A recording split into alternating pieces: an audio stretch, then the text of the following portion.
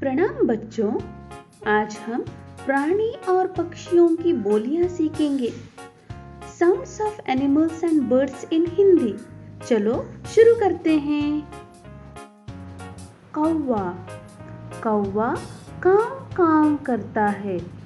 कौवा काव काव करता है। कबूतर। कबूतर गुटर गू करता है। कबूतर गुटर गू करता है। मुर्गा। मुर्गा कुकड़ू कू करता है।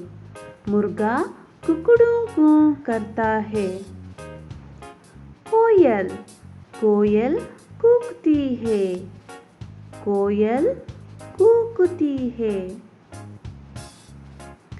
हाथी।